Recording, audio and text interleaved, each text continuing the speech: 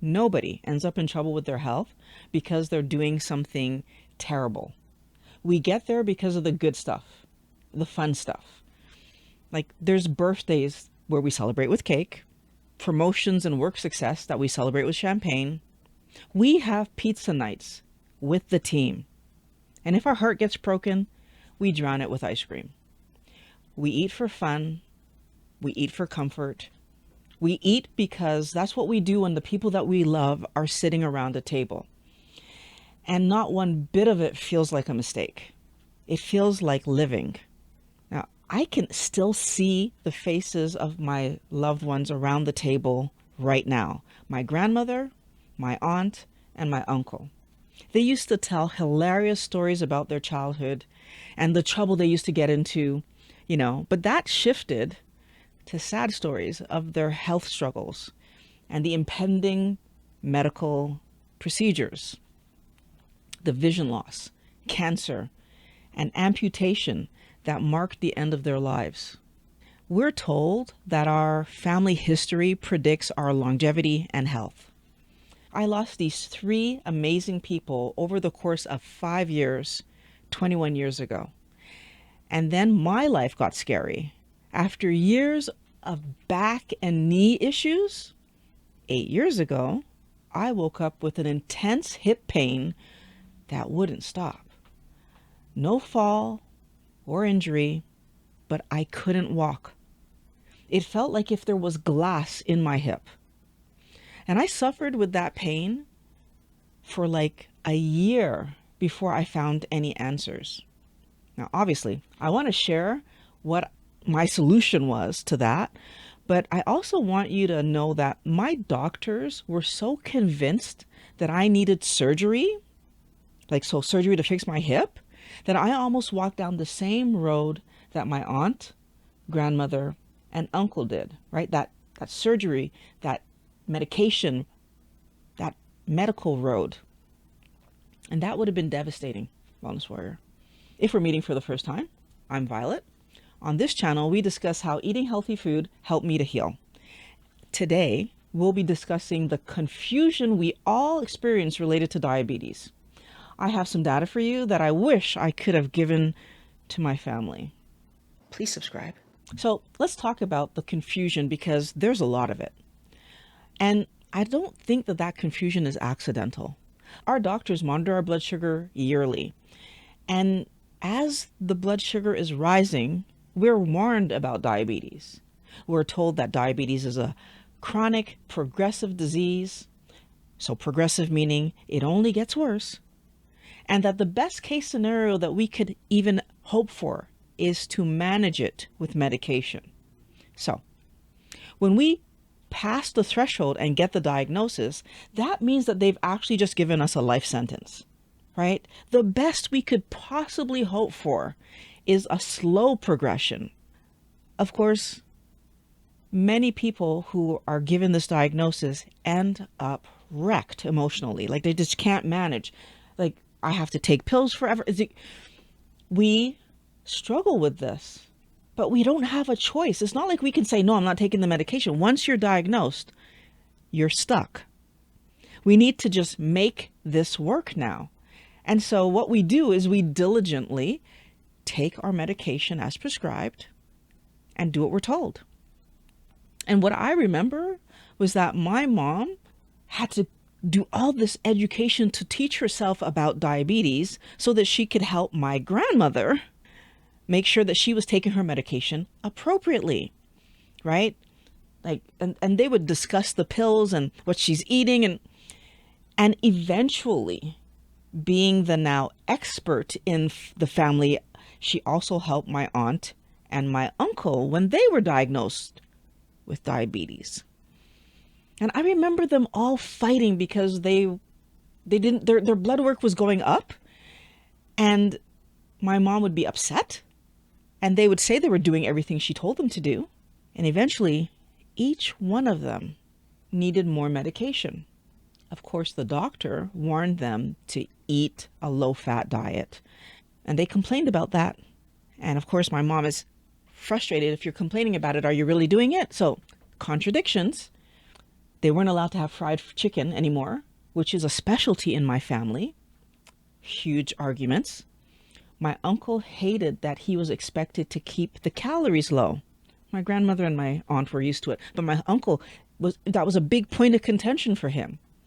And of course, they were all instructed to eat many small meals so that they could keep tight regulation on their sugar levels with their medication. But their numbers just kept rising. And they ended up with those complications of diabetes. Again, I remember all of this because my mom was pretty much pulling her hair out trying to understand what the heck was happening. That's not bad luck, Wellness Warrior. Most people diagnosed with diabetes walk into the scenario with at least one complication related to their diabetes. And within 9 years, most people have more than one complication.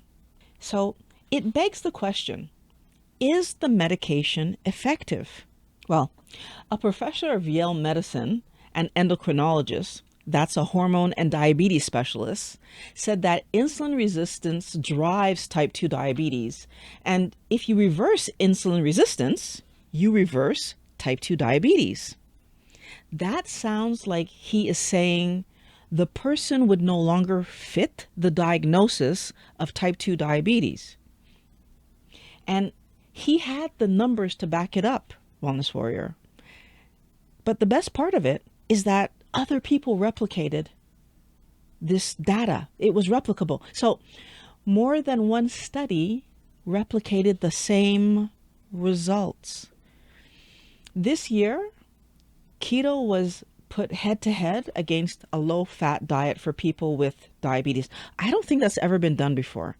I could be wrong, but I don't think I've ever heard of that being done before.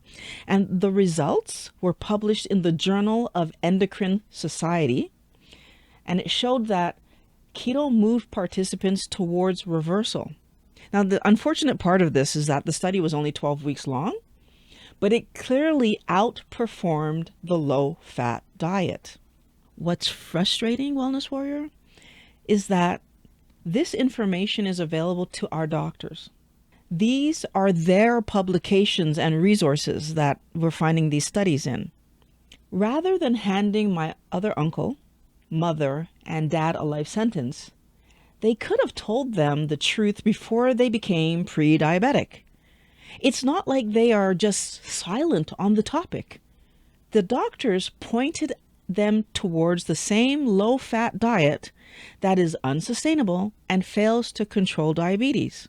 And now I'm left to argue with them to try to convince them that there's another way to manage their health. And even though my dad has seen success with his weight and secondary symptoms, he's too nervous to discuss what he's doing with his doctor. This isn't what it's supposed to be like. We aren't supposed to be fighting with our doctor, scared of our doctor. We're supposed to be collaborating with healthcare professionals, not afraid of them. And we need to look at why this is happening. Why point us at the diet that clearly packs on the pounds and is high in sugar when diabetes is an illness related to the body's inability to manage high sugar? Especially when the right answer is in their journals, right in front of them. I want to be careful here because I'm not going to tell you that there's a man in a dark room who wants us all sick. That's not how this works. It's quieter than that. And honestly, it's worse because no bad person in a chair means no one ever has to feel responsible. The thing that gets pushed is math. And I'm going to let you decide if there's malice here or, whether we should be pointing our finger at somebody. But I'm going to put the math in front of you and then you tell me. The global market for diabetes drugs is worth $75 billion per year, about. That market is projected to nearly double to $143 billion in the next decade. Can we pause and let that number just set in for a minute? $143 billion in the next decade. And that's going to be in a year, not over the entire decade. For comparison, every movie made across the globe in a year came in around $34 billion at the box office. Now, if we include box office, streaming services, home video, TV, the number jumps up to about $100 billion in 2026, or by 2026, sorry, by the end of this coming year. So, although that sounds like super impressive, can you believe that drug companies have that beat? Like, and I mean like beat, like in 2025, drug companies made 1.77 trillion with a T across all medications. All medications. I want like us to think, can you see how diabetes medications making almost as much as the entire movie industry across all of its different sources for a calendar year would create like a lot of motivation to keep it up and running? So how would solving diabetes impact the $75 billion cash cow? Especially if the solution, like there's no way to make money from it. There's no way to monetize that solution to the extent that they're monetizing the medication or the medications. Well, obviously it would destroy the revenue stream, right? It would tank it. And this isn't me being dramatic, Wellness Warrior. This exact question was asked out loud in writing. Yeah. A few years ago, analysts at Goldman Sachs put out a report for biotech investors. And the title of one of the sections in the report asked it straight out. Is curing patients a sustainable business model? That was the question at that section. And they didn't ask it like if it was possible to be a sustainable business model. They didn't ask if it was good for people for that to. They wanted to know if it was a sustainable business model that could allow the company to make money and grow. And their own analysis noted that a cure is, and I want to be sure that you understand what I'm saying right now, a challenge to that kind of business because it caps how much you can keep earning from the same person. This is Goldman Sachs completely acknowledging that it is more profitable if they can keep getting money out of the same person. They are more concerned about making money from you than how you are managing your life. And this isn't strictly about diabetes because they weren't discussing diabetes. They were talking about a completely different disease at that time, one that the medication did solve. But the rule applies to all illnesses that can actually be reversed, right? If your illness can be solved, this becomes problematic. A patient who gets better is a customer you lose, but a disease that you manage forever is a customer for life. And I lived this, Wellness Warrior, sitting in front of my doctor in pain, suffering because my hip was killing me, and being told that I had to wait for my hip to completely fail before I would qualify for the surgery covered by the government. What was I offered instead of the surgery? Because I wasn't ready. I wasn't a candidate yet for that. Painkillers, physio, and waiting. So who do I point at? The doctor? No, the doctor didn't make the rule, right? Those financial decision makers never have to see my face. They've created a system where the doctors and the specialists parrot out the guidelines and best practices in a very cold and distance producing way because they don't own what they're saying. They're just reading to you. Oh, you're not there yet. We are never actually in front of the people responsible for keeping us here sitting around waiting in pain. But what's worse, they felt justified in what they wrote. Yeah. The unfortunate truth is, Wellness Warrior, they are only looking at the positives of having repeat customers. You see, there was a company that cured hepatitis C. So hepatitis C sales went from $12 billion per year to $4 billion over the course of 5 years. That's jobs lost. Those are upset investors.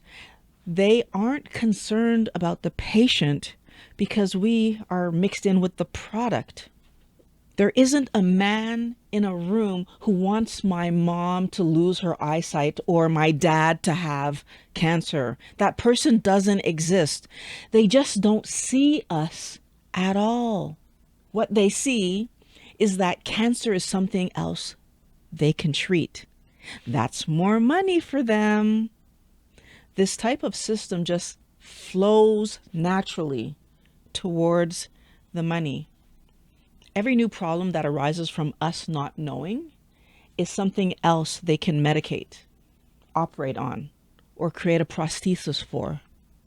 Unfortunately, we are worth more to them sick than we are to them healthy. Now, I know there are probably many of you watching this who are already taking medication. You and your doctor came to that conclusion together, and the only way that changes is with your doctor. This is why the decision to start meds is so important and should be examined carefully. Once you start, you can't just stop taking them. There could be serious repercussions if you just stop taking them. And not only am I not your doctor, I'm not a doctor in general. I'm not a professional in your life. I'm sharing what I learned from the experiences that I've had. I never made it to the medication part. I never took any of the things they offered me. What I've learned from my hip, surgery is expensive and seen as a last resort unless you can afford to pay out of pocket, which I couldn't do. Medication is costly, but insurance covers some of it, and so most can afford it. Unfortunately for me, I'm one of those people whose body reacts poorly to medication, so that just wasn't an option. And maybe I should say fortunately for me, but it just wasn't an option, so I wasn't taking anything.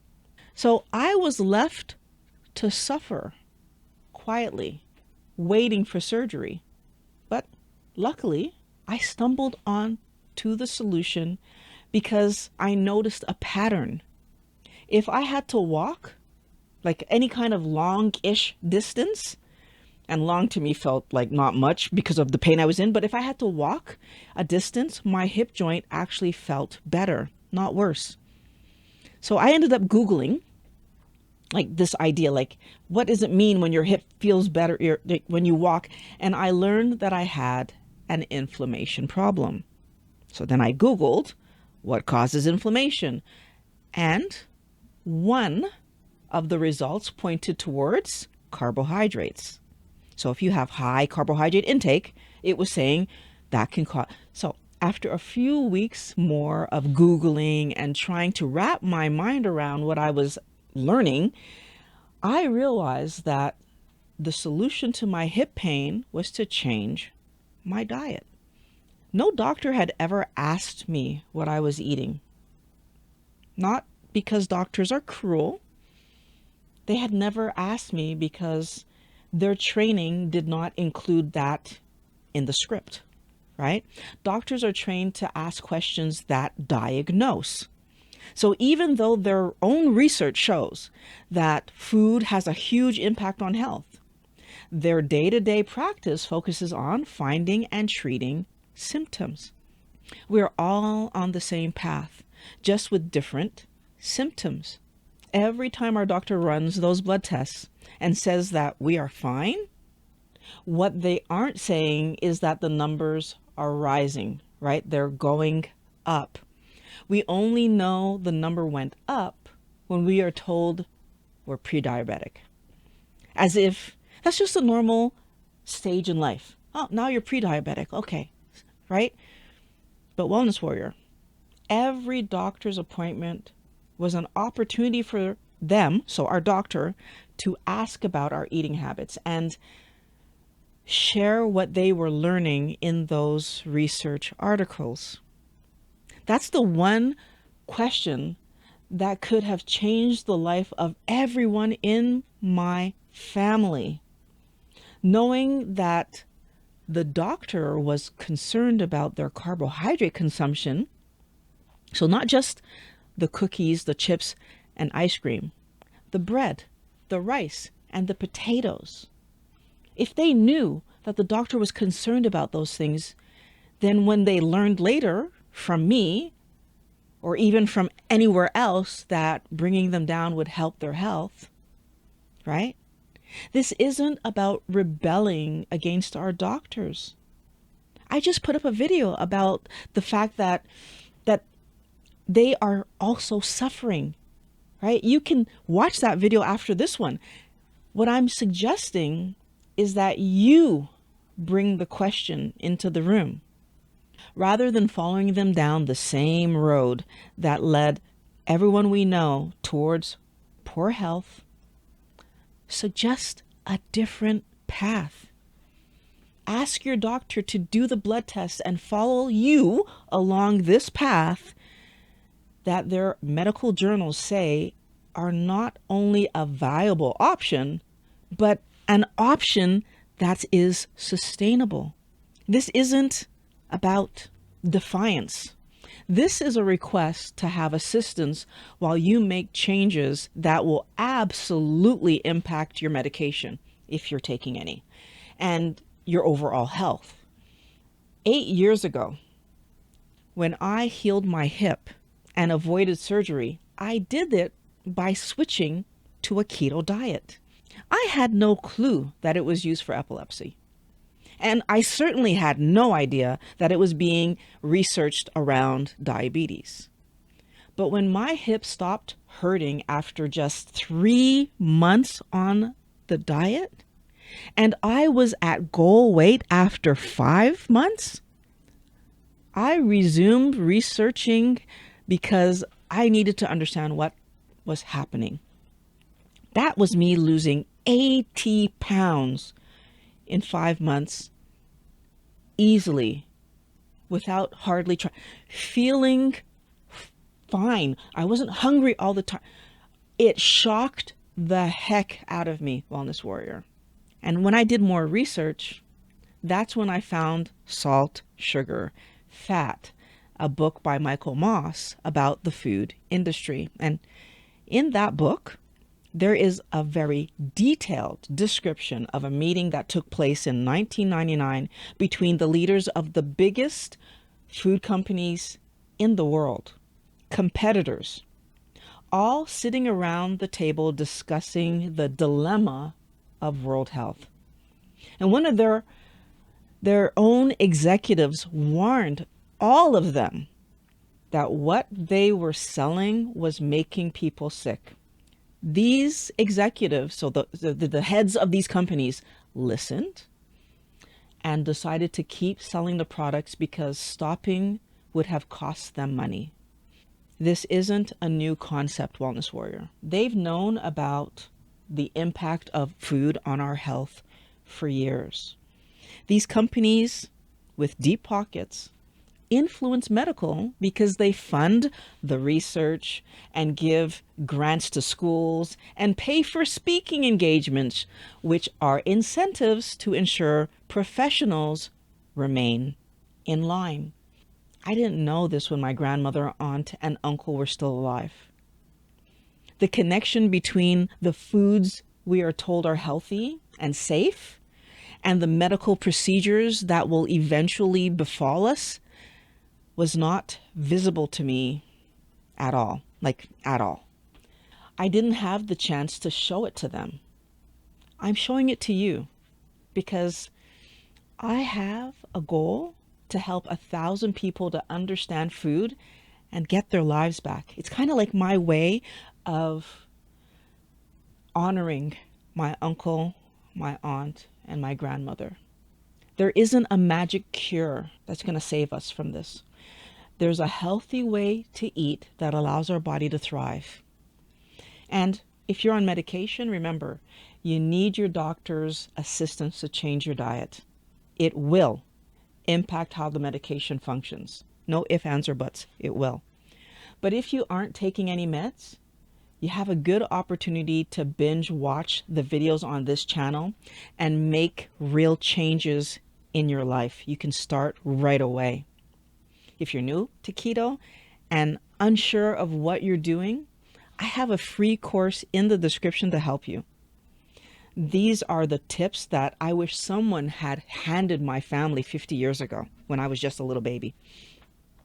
And if you've been on the road for a while and you know like how to eat, but you get sidetracked by celebrations and carb pushers, you know, when real life makes it hard for you to hold the line and stay on track, that's what the Wellness Squad is for. In the squad, we train our minds and work together so that we know what to do when we find ourselves alone in the kitchen in front of the snacks. So go and get what you need from the description. That's linked below, and I'll see you in the next video.